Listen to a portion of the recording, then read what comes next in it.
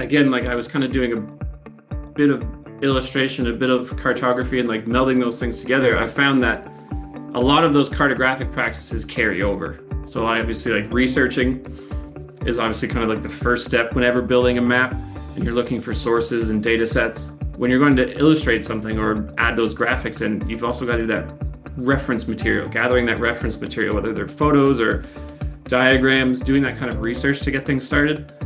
And then a lot of the actual principles of actually creating maps also applies to illustrations and things. So in terms of like hierarchy, if you're creating a diagram of, I don't know, the skeleton of a lion, and the most important thing is, you know, if you're talking about how that predator consumes its prey, you may want to look at the jaws and things.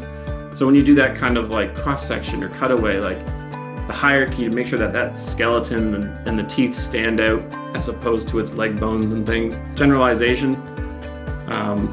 There was a project I worked on recently about nuclear power plants. I definitely ended up on a list with how many Google searches I did for the internal mechanisms of a nuclear power plant.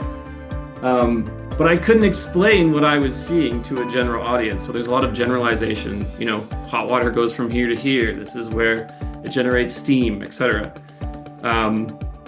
So there's a lot of that kind of generalization, and even selective omission. If there's a part of the nuclear power plant that isn't relevant, I opted to remove it for clarity.